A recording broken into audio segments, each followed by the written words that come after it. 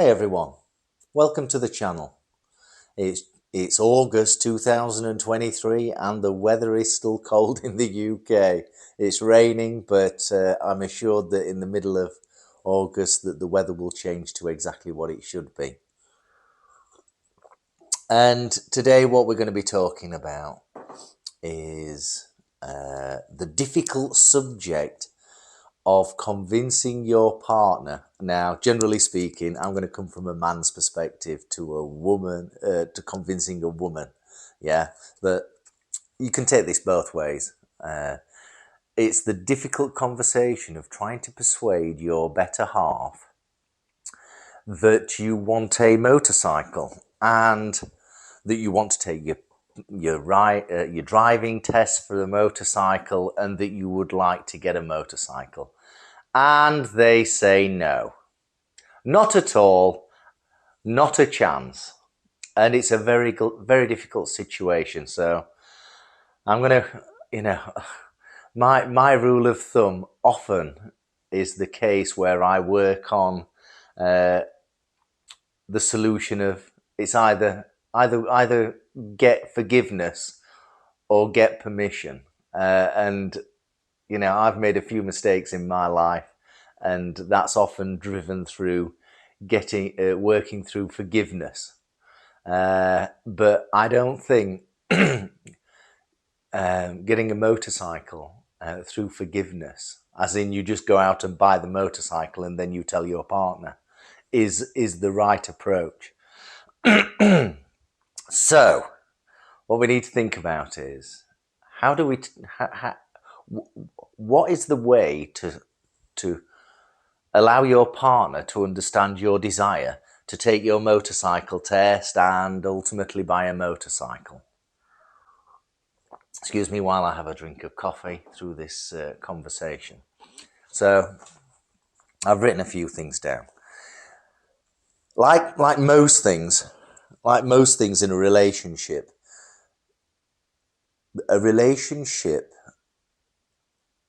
strives on good communication. Good communication. If you can't communicate, and it's not just verbal, it's bodily language, it's how you act in your daily life, how responsible or irresponsible you are, that sends a persona out to your partner to what kind of person you are. And when it comes to asking agreeance or permission to go and get your motorcycle license and ultimately buy a motorbike of which you both would enjoy, it can be quite difficult. So the first thing you need to do is sit down with your partner and talk about the opportunity of getting your motorcycle test through a structured approach, going through the lessons, taking your test, and then thinking about the bike that you would like both of you to enjoy. Remember, this is about both of you enjoying it. And they will then say, no, not a chance, whatever. Now, bad news sells. Bad news goes around the world very quickly, and the good news that follows it goes at snail's pace. So they will be under the impression that everybody they've known who've had a motorbike has had a major accident and things like that. And some of the people that they may know directly or indirectly have died through injuries sustained through a particular motorcycle accident. We need to get out of this model. Because for every guy that's had an accident, guy or gal that's had an accident, there are 1,000 people that ride sensibly on the roads and don't seem to have a problem. Me, I've been riding now, since the age of 20. I haven't had an accident. I haven't had an accident. I haven't come off. Or, I just haven't had an accident. And that's 37 years of no accident. But I ride fairly safely. Yeah, I'm a safe rider. So let's go back. You know, I've currently got a 24-year-old boy, man, who's trying to persuade his future girlfriend that he's going to be living with in the very, very near future about having a motorcycle, and she's absolutely adamant that she says no. But you know, I'm trying to look at it from her perspective, and you know, uh, the types of communications are more than just verbal or bodily language. It's how you act. And if you act a bit goony or a bit stupid in how you drive your car, and I'm not saying this is the case with my son, but if if you act a bit stupid, then that reflects on their opinion of how you're going to act on a motorcycle. And if you do act like that in your car or whatever, then there's a really good chance that that persona of how you act will then cascade onto the motorcycle that you are wanting to procure. It's not only about that, it's who you associate with. If the mates that you associate with are goons, then your girlfriend or your partner will then say, you just, you're constantly having a great laugh and you're thrashing your car all the time. And they will see that mentality going onto a motorcycle, which, if that was true, the risk of injury or even death increases. So we understand that. So think about how you drive your car. When you're trying to persuade your better half of the opportunity of getting your motorcycle test and buy a motorcycle. The next thing is finance. If you're thinking about going out and buying a £12,000 motorcycle as your first motorcycle, then your partner may not appreciate that. It's a lot of money. So why don't you just go for something that's not so expensive? A second-hand motorbike, maybe something between £1,000 and £4,000. And that's, assuming your finances are stable and you can afford to purchase such an item, then that's not so bad.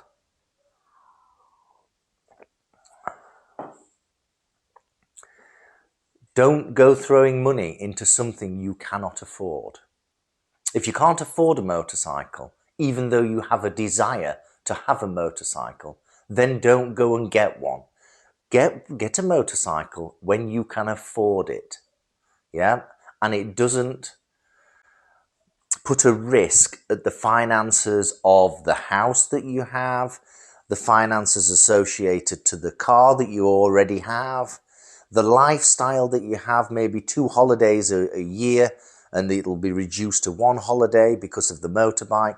There cannot be any financial impact to the partner that you are trying to persuade into you buying a machine for a reasonable amount of money.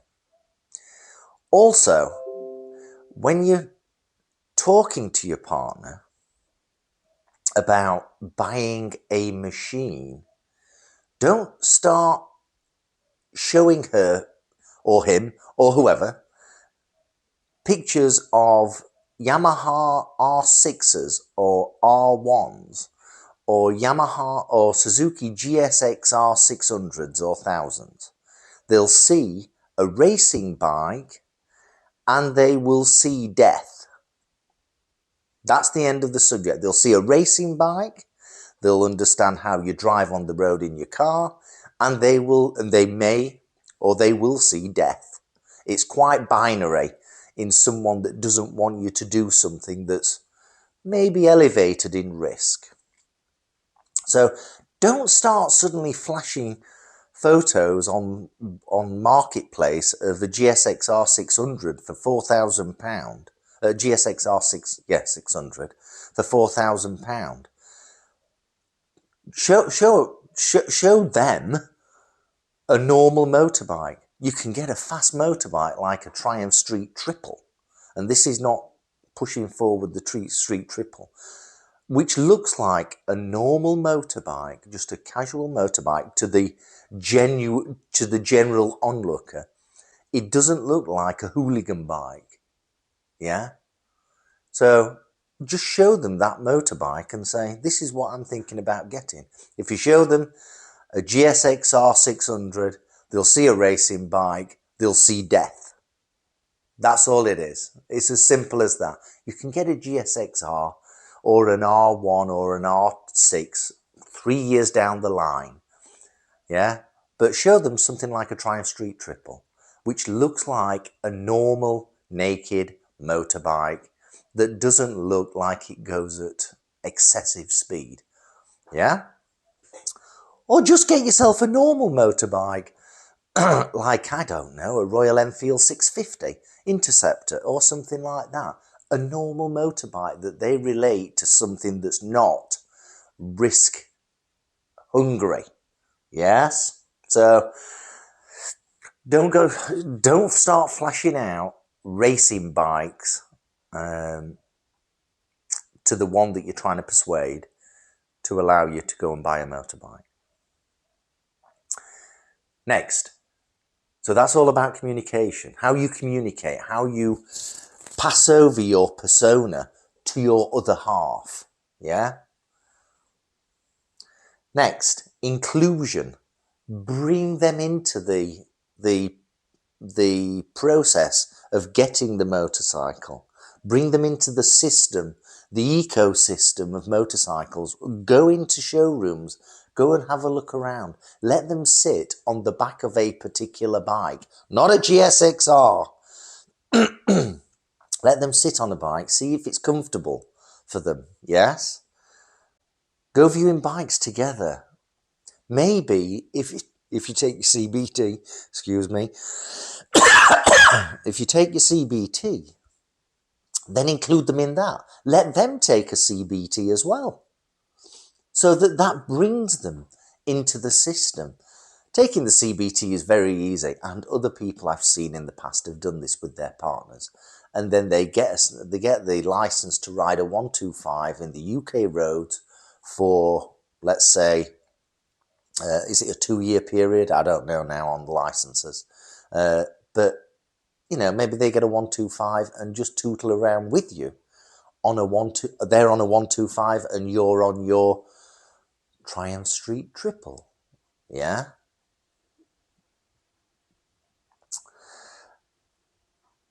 Tell them, change the mindset of the person. Tell them that it's about fun. There's nothing wrong with fun in life. Yeah? There's nothing wrong. You know, I'm you know, at work, out of work, I just absolutely hate fun suckers.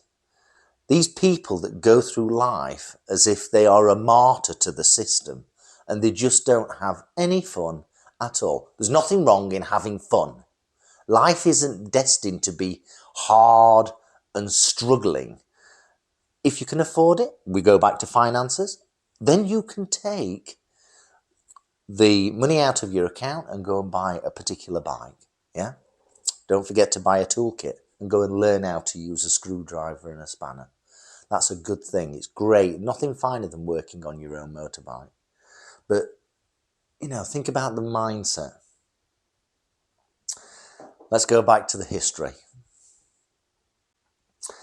Everything's full of death when it comes to motorcycles, but it's the same in cars as well. Many people die in cars, and they're often young, and that's a really sad thing. It's a really sad thing.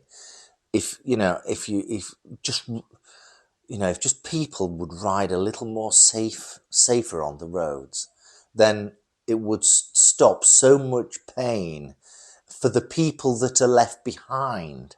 Yeah?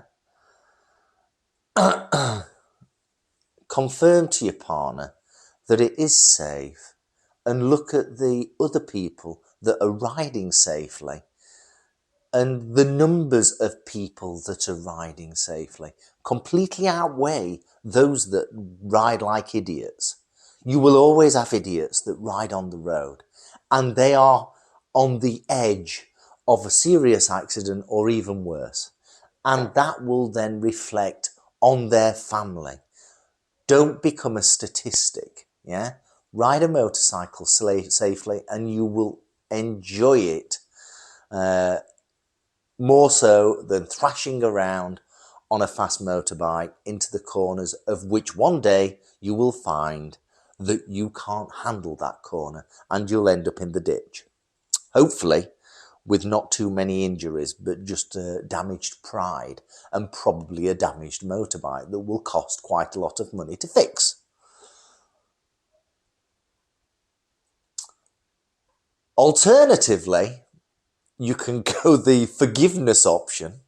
So that was the permission. Let's get the permission out of the way. You can go for the forgiveness option. You can sneak out and you can take riding lessons, and then you can get your test, and then you get your riding license for an unlimited cc machine, and then you suddenly turn up at home with a 600cc bike or whatever, another motorbike. That will not go down well.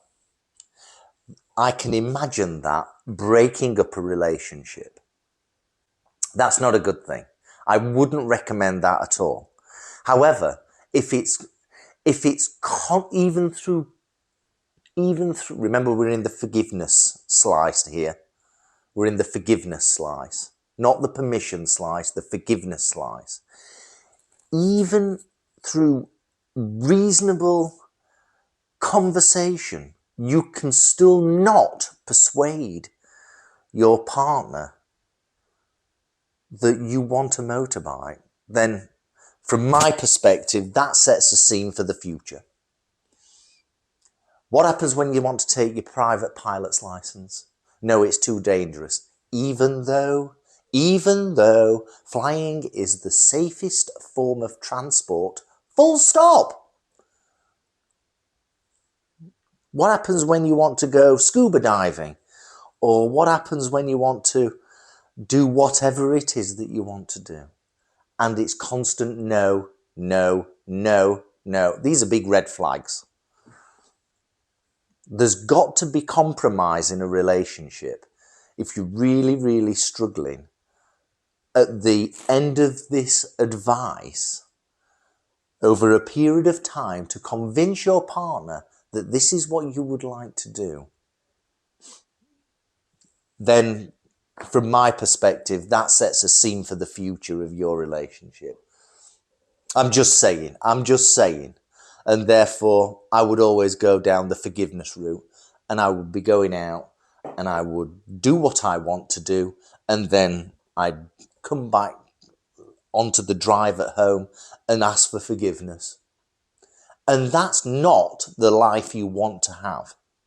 That is not the life you want to have. You cannot go through life asking for forgiveness and the arguments that come beyond that. Yes?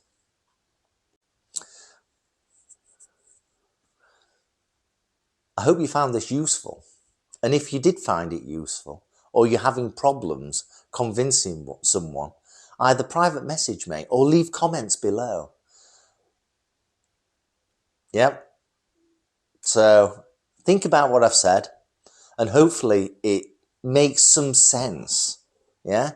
It's better to get permission than go for forgiveness. Don't do that. Forgiveness is a downhill road to a breakup of a relationship. And if you need to constantly ask for forgiveness, then that sets the scene for your relationship. So you may as well quit it right now. Anyway, I hope you found this useful. I shall keep an eye on how my boy goes, and I doubt his girlfriend will see this video, but we'll take it from there. Have a great summer, which will be coming later part of April, September, hopefully, in the UK, and ride safely. Shiny side up. 3 rules. Ride like you're invisible so no one can see you. Never speed. Don't go faster than the speed limits on the road that you're travelling. And never overtake at junctions or drives to properties. Never overtake. Yeah? And you can't go far wrong. 37 years of not going far wrong. Yes? Hopefully this helps. Have a great day. See you very soon. See you in the next chapter, the next episode. Bye-bye.